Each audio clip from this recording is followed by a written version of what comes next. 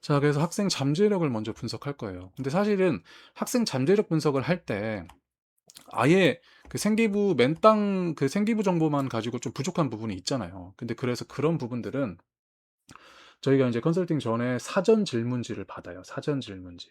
이 사전 질문지에 뭐 6개 분야에 총 26개인가? 28개인가? 아무튼 질문이 있어요. 질문이 굉장히 많은데 이게 이제 뭐 개인 영역, 뭐 그다음에 가정 영역, 학교 영역, 환경 영역 이렇게 카테고리가 분류가 돼 있어가지고 이 학생의 어떤 삶에 있어서의 어떤 중요한 어떤 사건이나 인물이나 거기에서 느꼈던 생각, 감정, 느낌들을 이렇게 받는 그런 어떤 자기보고서를 미리 봤거든요.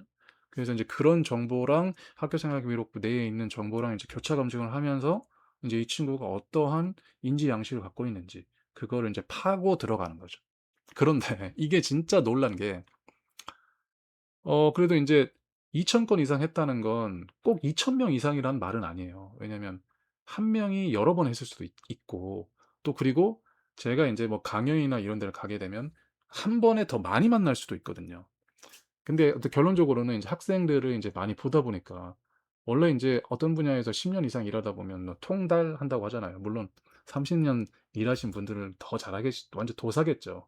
근데 이게 이상한 그런 촉이라고 해야 될까요? 촉, 혹은 어떤 그런 어떤 영감, 혹은 좀 더 세게 말하면 어떤 무당 같은 그런 감각이 생긴다고요. 그래서 학생들은 이게 선천적 기질 분석이라든지 뭐 사회적 역할 및 행동 패턴, 학습 동기 및 잠재력 분석을 보면 정말 깜짝 놀랍니다. 아니 이걸 어떻게 하냐? 단지 당신은 우리가 예전부터 알고 있던 사이도 아니고 그냥 생기부랑 사전 질문지 그것도 키워드 몇 개만 했는데 이거 가지고 날 이렇게 한다고? 깜짝 놀랍니다.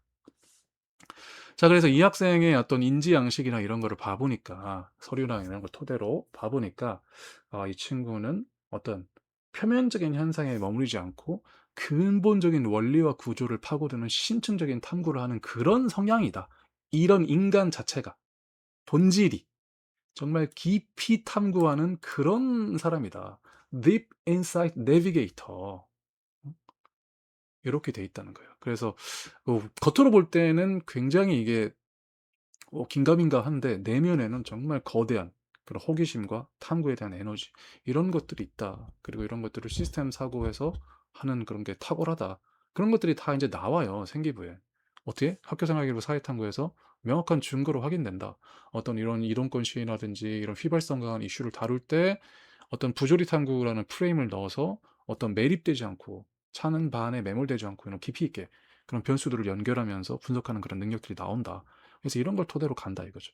그래서 세상에 대한 고해상도의 분석력이 있다. 호기심을 넘어서 사회 현상 이면을 바라보는 그런 어떤 그런 것이 있다. 그래서 냉철하게 냉철한 이성 바탕으로 당연히 이제 데이터 분석해야 되는데 그 기저에는 어떤 소외된 그런 약자, 장애인, 노인 이런 거에 이런 부분들에 대한 어떤 인류애가 흐르고 있다. 이런 거를 보면 그렇게 답이 나온다. 난민 올림픽 선수단을 갈등적 관점에서 분석했다. 법원적 인권의 가치를 역설했다. 그럼으로써 이제 저널리스트의 자질이 내면 깊숙이 있다라는 거를 이제 깊이 들어가서 꺼내오는 거예요. 어떻게? 모든 증거들을 연결해서 이야기를 맞추는 거죠. 이게 지금 이제 내 아이가 아니라서 혹은 내 자료가 아니라서 뭐 그럴 수 있겠지라고 하지만 실제 자기 자료를 받아보면 이제 표정이 달라집니다. 눈빛이 반짝인다고요. 아주 즐거운 순간이죠. 자, 그 다음에 이제 사회적 역할이랑 행동 패턴. 자, 그런 이 친구의 어떤 선천적 기질이 그러면 세상에 혹은 학교에서 어떻게 드러나는지 그거를 이제 분석하는 파트인 거예요. 이걸 알아야지 이제 이 선천적 기질이 학교에서 드러난 게 그대로 대학교, 그대로 직장에서 드러난다고요. 그래서 그거를 예측하는 파트인 거예요. 자, 보니까 이 친구는 데이터를 기반으로 진실을 파악하려고 노력하는 사람이다. 입증하려고 하는 사람이다. 정말 어떤 감성에 치우쳐서 이건 이렇게 해야 돼요, 저건 이렇게 해야 돼요, 막 이렇게 막 떼쓰는 그게 아니고 데이터를 기반으로 이건 이래서 이래서 이렇다. 작년도에 모범 데이터를 보니까 찬반이 이렇게 된다. 피해율이 이렇게 된다. 범죄율이 이렇게 된다. 이걸 이런 식으로 계산해야 된다. 예산 몇 억 투입에 몇 프로 정도의 감소 효과를 보였다. 이런 식으로 접근한다 이거죠. 그래서 직관이나 감정에 치우치지 않고 객관적인 근거를 통해서 타당성을 확보하는 실증적인 태도를 갖고 있다. 그러니까 이제 연구 방법론에 있어서도 정성적인 연구 방법론이라든지 양적인 연구 방법 둘 다에 되게 관심이 많은 친구였다는 거예요. 그런 근거가 있었다는 거죠. 그래서 모호한 주장이나 선동에 휩쓸리기보다는 스스로 검증하고 확인된 사실만 가지고 인제 뭐 글을 쓴다든지 연구를 한다든지 그렇게 가는 거죠. 감정 과잉을 제어하고 합리적인 의사결정을 유도한 조정자다. 문제의 핵심을 찌른 날카로운 비평가다. 대단한 친구였습니다. 그래서 데이터 기반의 사회활동에서 이런 게 나온다. GDP와 피파 순위의 관계를 분석해서 상관관계를 부정하고 사회문화적 요인은 새로운 변수를 넣어서 탐구했다. 비정규직 근로자의 통계 자료를 시각화했다. 뭐 이런 내용들.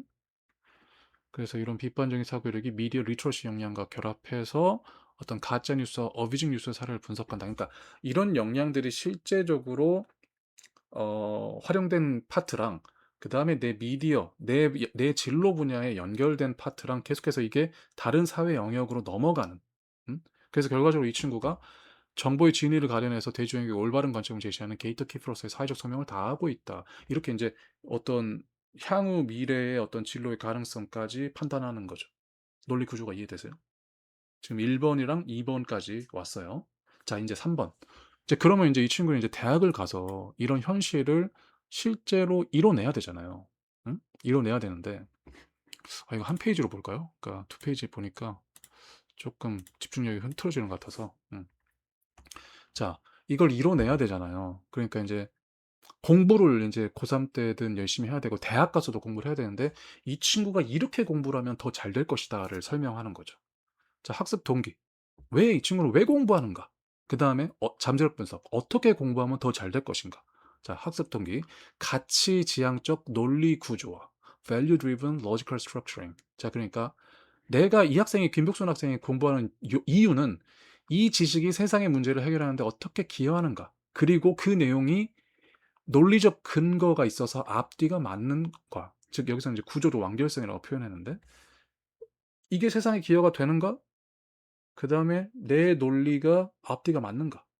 요거를 하면 할수록 요런 거를 지향하면 지향할수록 공부가 잘 되고 그것 때문에 공부한다. 요거를 딱 판단을 해 줘야 되는 거죠.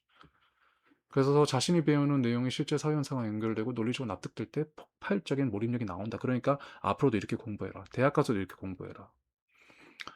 학생의 잠재력이 정밀한 논리력과 인문학적 감성이 결합된 융합적 사고에서 극대화된다. 그러니까 이제 이 세상 문제를 해결하는 데 기여하는 것 자체가 이제 value driven, 가치 중심이라는 거죠. 그러니까 어떤 문제 해결할 만한 가치가 있는가? 서울 미세먼지 농도와 수증기량의 관계, 가설을 설정하고 이를 검증하기 위해 직접 실험을 설계한다. 지구 온난화 데이터를 전략적으로 분석해서 경향을 유추하는 활동. 그 다음에 베트남 전쟁 참전 역사를 성찰하며 한국군의 과오를 인정해서 주장한다. 역사 사실을 윤리적 관점에서 재해석하는 능력, 뭐 이런 거. 정성적인 역량, 정량적인 역량. 그래서 단순한 지식 습득을 넘어서 자신만의 관점을 정립하고 이를 논리적인 언어와 데이터로 표현하는 학습 전략이 필수적이다. 그러니까 이제 이게 뭐예요? 그러니까 데이터와 언어를 가지고 와서 자신만의 관점으로 논리를 만든다. 그러면 이거 기사를 써본다든지, 그 다음에 논문을 써본다든지, 주도적으로 보고서를 쓴다든지, 뭐 이런 식으로 가야겠죠. 그래서 이 친구가 공부 잘할 수 있는 방법은 끊임없이 정보를 검색하고 재구조하면서 타인과 토론할 수 있는 그런 개방적인 환경에서 잘 된다. 그러니까 누군가랑 대화하면서 논리적 허점, 내가 이게 부족했구나. 혹은 이게 이렇게 얘기하니까 상대방이 좀 대응하기 어려워하는구나. 이런 것들을 이제 소통하면서 커뮤니케이션 하면서 하면 이 친구는 공부가 빵 올라간다는 거예요. 이해되죠? 자, 그래서 이렇게 뭐야? 선천적 기질 성향이 학교에서 어떻게 드러나고 앞으로 공부할 때 어떻게 현재 이 학생은 이렇게 공부하는 학생이고 앞으로 이렇게 공부하면 더 잘 될 것이다라는 거를 먼저 서두에 이제 딱 파악을 하는 거죠. 아, 이 학생 개인 수준에서 파악을 하는 거예요.